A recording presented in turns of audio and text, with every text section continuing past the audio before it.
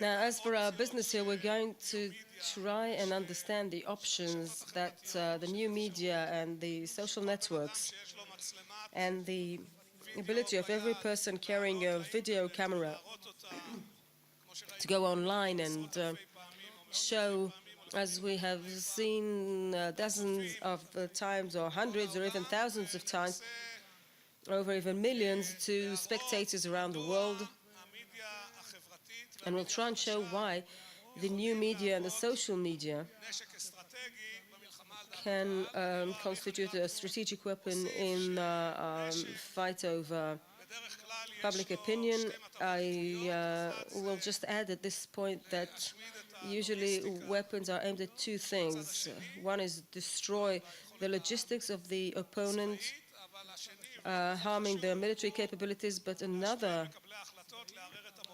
element is to influence decision makers and harm the other side's morale. But we move forward, I'd like to hold a small demographic research. Who in the audience feels that he has a personal touch of one type or another, an impact, a research, an involvement in the issue of Israel's national security in every one of its aspects? If you do, please raise your hand.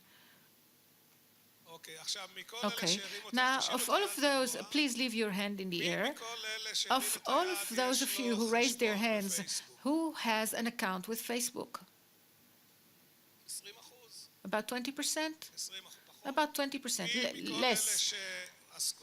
Who of all those who have such an involvement with the public security does tweeting on Twitters? 2. Who in the audience is under the age of 25? Under 25. Well, we have quite a high percentage, about 4%. This is better than in most conferences that I take part in. Who is under 35? Who is between 35 and 45? Who above 45? So we, and Noam as well. So we witness the normal phenomenon in which whoever comes to those conferences are people who are distinguished, tolerant, wise, with a lot of experience, who don't do anything constructive anymore. While we sit here and discuss all the world's problems, this is really food for thought. And David Saranga and I and Noam and Leah, we all know that the ability to decide what has to be done lies in the hands of young people, but the authority to decide is not in their hands. And this is one of the roots of the problem.